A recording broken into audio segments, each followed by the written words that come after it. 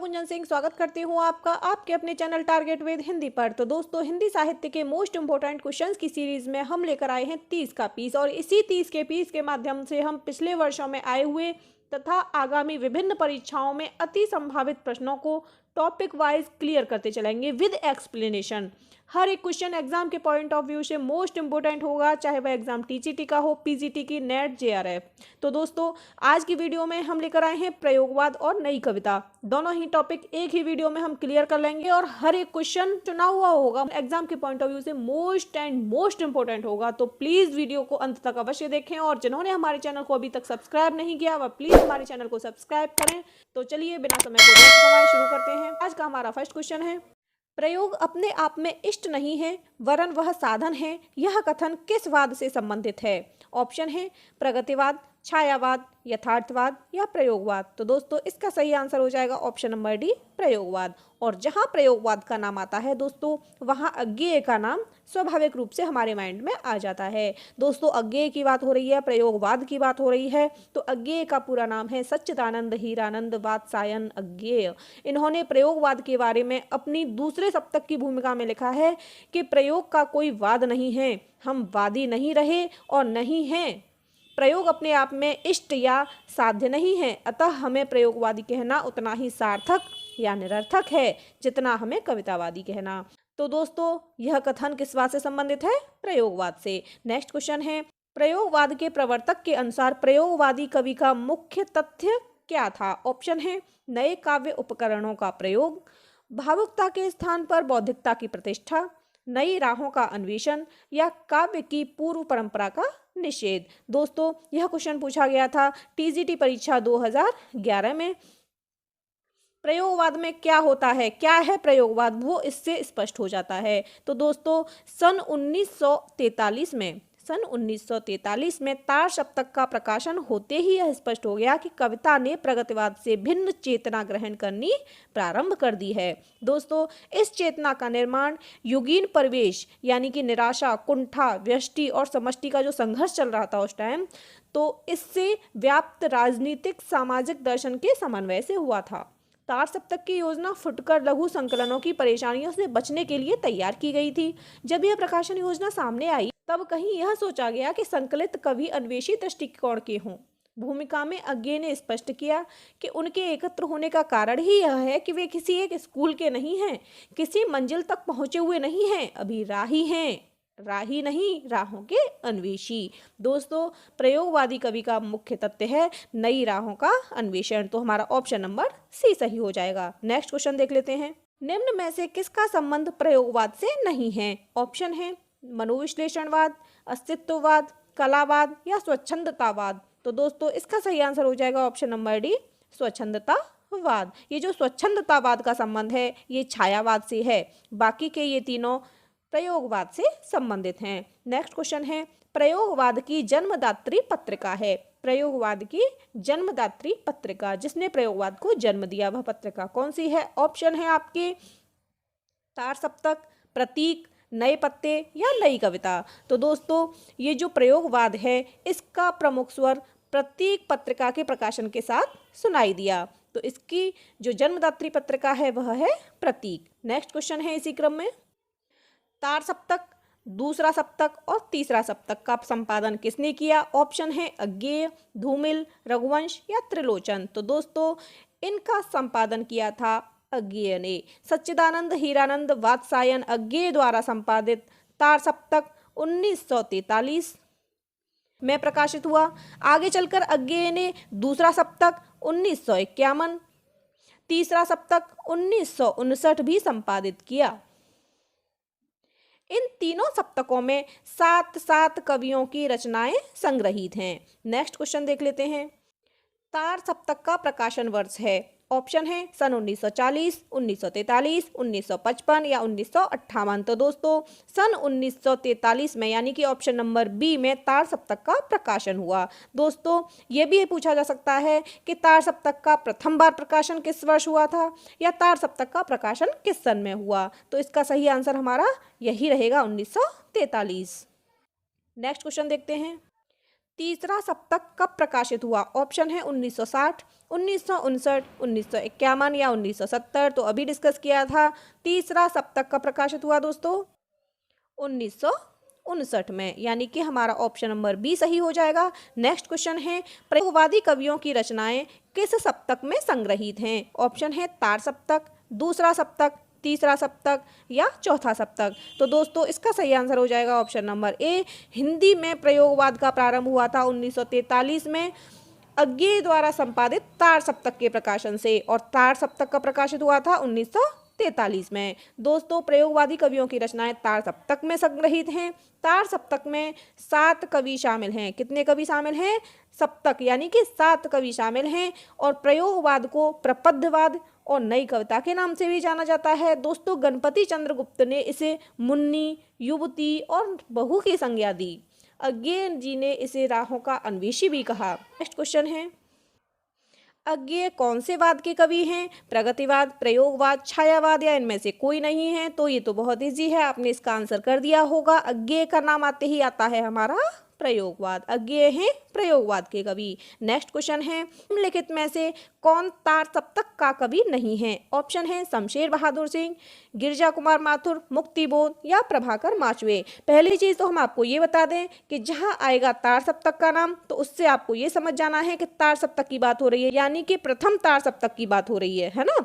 तो इसमें कौन सा कवि शामिल नहीं है? तो दोस्तों गिरजा कुमार माथुर, मुक्तिबोध और प्रभाकर माचवे, ये तीनों प्रथम तार सप्तक के कवि हैं। लेकिन ये जो शमशेर बहादुर सिंह हैं ये तार सप्तक के कवि नहीं हैं। आपको बता दें कि जो प्रथम तार सप्तक है उसके कवि कौन कौन से हैं? तो अज्ञेय, मुक्तिबोध, नेमिचंद्र जैन, गिरजा कुमार माथुर, रामविलास शर्मा, प्रभाकर माच, भारत भूषण अग्रवाल आते हैं हमारे तार सप्तक के कवियों में। नेक्स्ट क्वेश्चन है, भवानी प्रसाद मिश्र की कविताएं किस सप्तक में हैं? ऑप्शन है तार सप्तक, दूसरा सप्तक, तीसरा सप्तक या चौथा सप्तक। दोस्तों इस तरह से भी अलग अलग क्वेश्चन पूछे जाते हैं, दूसरे सप्तक के बारे में, तीसरे सप्तक के बारे में, या कवियों का नाम देकर कि ये कौन से सप्तक में है ना। तो ये जो भवानी प्रसाद मिश्र की कविताएं किस सप्तक में हैं? जो भवानी प्रसाद मिश्र की कविताएं हैं यह दूसरे सप्तक में संग्रहित हैं।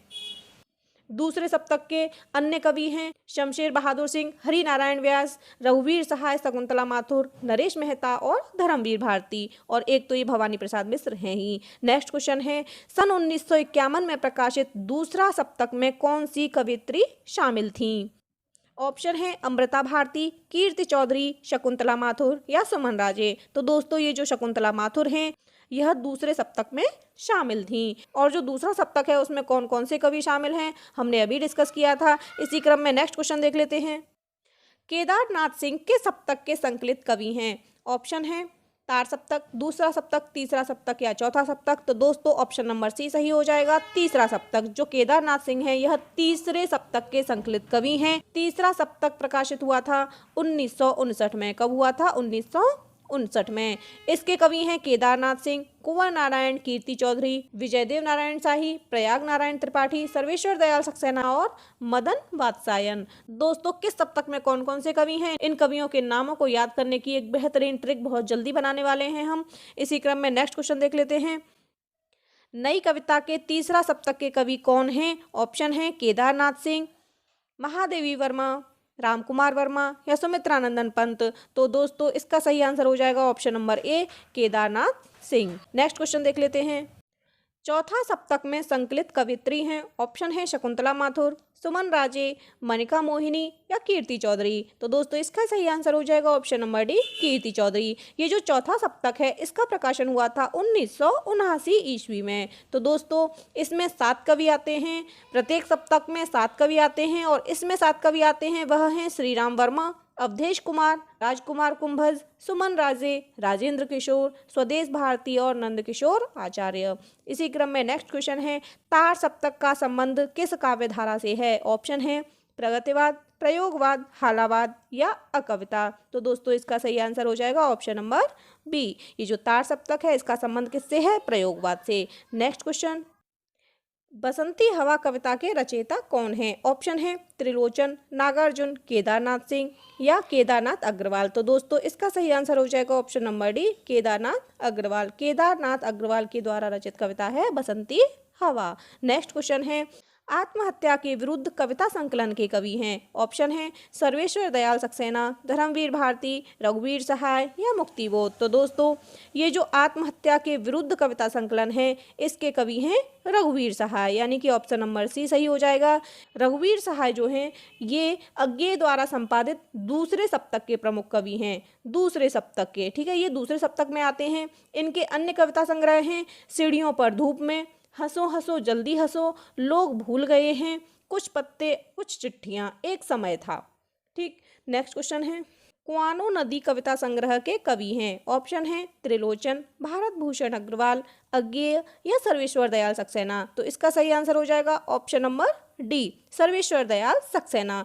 कुआनो नदी कविता संग्रह के कवि हैं सर्वेश्वर दयाल सक्सेना। इनकी अन्य प्रमुख रचनाएं हैं जैसे काठ की घंटियां, बांस का पुल, एक सूनी नाव, गर्म हवाएं, जंगल का दर्द। दोस्तों 1983 में सर्वेश्वर दयाल सक्सेना को कविता संग्रह खूंटियों पर टंगे लोक के लिए साहित्य अकादमी पुरस्कार से सम्मानित किया गया। उड़े हुए रंग इनका एक उपन्यास है। नेक्स्ट क्वेश्चन है सर्वेश्वर दयाल सक्सेना की रचनाएं हैं। ऑप्शन है जादू नहीं, कविता व सात भाइयों के बीच चंपा, आमने सामने व आत्मजयी, सतरंगे पंखों वाली व तालाब की मछलियां, एक सुनी नाव व जंगल का दर्द। तो दोस्तों इसका सही आंसर हो जाएगा ऑप्शन नंबर डी, अभी डिस्कस किया था, एक सुनी नाव व जंगल का दर्द, ये सर्वेश्वर दयाल सक्सेना की रचनाएं हैं। नेक्स्ट क्वेश्चन है नकेनवाद किस काव्य धारा के लिए प्रयुक्त हुआ था? ऑप्शन है छायावादी काव्य, प्रगतिवादी काव्य, प्रयोगवादी काव्य, इनमें से कोई नहीं। तो दोस्तों नकेनवाद का नाम सुनकर आप प्रयोगवादी काव्य बिल्कुल नहीं करेंगे, क्योंकि ये जो नकेनवाद है यह प्रयोगवाद के भीतर ही पनपा था, लेकिन वह प्रयोगवाद की एक छोटी शाखा मात्र बनकर रह गया था। ये बिहार में प्रचलित हुआ, ये जो नकेनवाद है ये बिहार में प्रचलित हुआ। नकेन न से नलिन विलोचन शर्मा, क से केसरी कुमार और न से नरेश मेहता, इन नामों के प्रथम अक्षर से बना हुआ है नकेन। नकेनवादी तीनों कवियों ने प्रयोग 10 सूत्री में प्रयोगवाद और प्रयोगशीलता में अंतर स्पष्ट किया है। ये प्रयोग को ही काव्य का एकमात्र लक्ष्य मानते हैं। तो दोस्तों इसका सही आंसर हो जाएगा ऑप्शन नंबर डी, इनमें से कोई नहीं। प्रयोगवादी काव्य बिल्कुल नहीं करेंगे, क्योंकि ये प्रयोगवाद की ही एक छोटी सी शाखा मात्र है। नेक्स्ट क्वेश्चन है घोर अहम निष्ठम व्यक्तिवाद किस काव्य धारा की प्रवृत्ति है? ऑप्शन है छायावाद, प्रगतिवाद, प्रयोगवाद या इनमें से कोई नहीं। तो इसका सही आंसर हो जाएगा ऑप्शन नंबर सी, प्रयोगवाद। प्रयोगवादी कविता की है ये प्रवृत्ति घोर अहम निष्ठम व्यक्तिवाद। इसकी अन्य प्रवृत्तियां हैं जैसे समसामयिक जीवन का यथार्थ चित्रण, घोर अहमनिष्ठ वैयक्तिकता, विद्रोह का स्वर, लघु मानव की प्रतिष्ठा, अनास्थावादी तथा संशयात्मक स्वर, आस्था तथा भविष्य के प्रति विश्वास। इसी क्रम में नेक्स्ट क्वेश्चन देख लेते हैं नई कविता के प्रवर्तक थे। ऑप्शन है प्रताप नारायण मिश्र, प्रेमचंद, भारतेंदु हरिश्चंद्र या अज्ञेय। तो दोस्तों इसका सही आंसर हो जाएगा ऑप्शन नंबर डी, अज्ञेय। प्रयोगवाद और नई कविता दोनों में ही अज्ञेय जी का नाम आता है। नई कविता भारतीय स्वतंत्रता के बाद लिखी गई उन कविताओं को कहा गया जिनमें परंपरागत कविता से आगे नए भावबोध की अभिव्यक्ति के साथ ही नए मूल्यों और नए शिल्प विधान का अन्वेषण किया गया। दोस्तों यह भी कहा जा सकता है कि प्रयोगवाद के बाद हिंदी कविता की जो नवीन धारा विकसित हुई वह नई कविता है, और नई कविता के प्रवर्तक हैं हमारे अज्ञेय जी। नेक्स्ट क्वेश्चन है नई कविता पत्रिका का प्रकाशन आरंभ हुआ। नई कविता पत्रिका का प्रकाशन आरंभ हुआ। ऑप्शन है 1953 ईस्वी में, 1954 में, 1955 में या 1956 में। तो दोस्तों इसका सही आंसर हो जाएगा ऑप्शन नंबर बी, 1954 में नई कविता पत्रिका का प्रकाशन इलाहाबाद से हुआ। 1947 में जब अज्ञेय जी ने प्रतीक का प्रकाशन आरंभ किया तब मुक्तिबोध की प्रसिद्ध कविता मुझे पुकारती हुई पुकार प्रकाशित हुई। नेक्स्ट क्वेश्चन है नई कविता की प्रमुख प्रवृत्ति है। ऑप्शन है बौद्धिकता का प्राधान्य, यथार्थवाद का अति आग्रह, कुंठा निराशा संदेह की अभिव्यक्ति या उपर्युक्त सभी। तो दोस्तों जो नई कविता है उनकी प्रमुख प्रवृत्तियां हैं बौद्धिकता का प्राधान्य, यथार्थवाद का अति आग्रह, कुंठा निराशा संदेह की अभिव्यक्ति, कथ्य की व्यापकता और दृष्टि की उन्मुक्ता और मानवतावाद की नई परिभाषा। ये सभी हैं नई कविता की प्रमुख प्रवृत्तियां। तो इसका सही आंसर हो जाएगा ऑप्शन नंबर डी, उपर्युक्त सभी। दोस्तों ये जो नई कविता है इसका नामकरण प्रयोगवादी कवियों के द्वारा ही किया गया। नई कविता के संस्थापकों में जगदीश गुप्त और रामस्वरूप चतुर्वेदी का महत्वपूर्ण योगदान है। नेक्स्ट क्वेश्चन है लघु मानव की धारणा किसकी प्रवृत्तिगत विशेषता है? ऑप्शन है नई कविता, दलित विमर्श या प्रगतिवाद या छायावाद। तो दोस्तों इसका सही आंसर हो जाएगा ऑप्शन नंबर ए, नई कविता। लघु मानव का अर्थ है वह सामान्य पुरुष जो अपनी सारी संवेदना, भूख प्यास और मानसिक आँच को लिए दिए उपेक्षित था। दोस्तों नई कविता की प्रवृत्तियों की परीक्षा करने पर उसकी सबसे पहली विशिष्टता जीवन के प्रति उसकी आस्था में दिखाई पड़ती है। आज की क्षणवादी और लघु मानवतावादी दृष्टि जीवन मूल्यों के प्रति नकारात्मक नहीं, स्वीकारात्मक दृष्टि है। अतः लघु मानव की धारणा नई कविता की प्रवृत्तिगत विशेषता है। आज का हमारा नेक्स्ट एंड लास्ट क्वेश्चन है, नई कविता परंपरा का तिरस्कार है और नई कहानी परंपरा का विस्तार, यह कथन किसका है? ऑप्शन है शैलेश मटियानी, राजेंद्र यादव, महीप सिंह या नामवर सिंह। तो दोस्तों इसका सही आंसर हो जाएगा option number B, Rajendra Yadav. नई कविता परंपरा का तिरस्कार है और नई कहानी परंपरा का विस्तार, यह कथन है राजेंद्र यादव का। तो दोस्तों अगर आपको हमारी यह क्वेश्चन सीरीज पसंद आई हो तो प्लीज़ लाइक करें, शेयर करें और हमारे चैनल को सब्सक्राइब करें। मिलते हैं न्यू वीडियो में, धन्यवाद।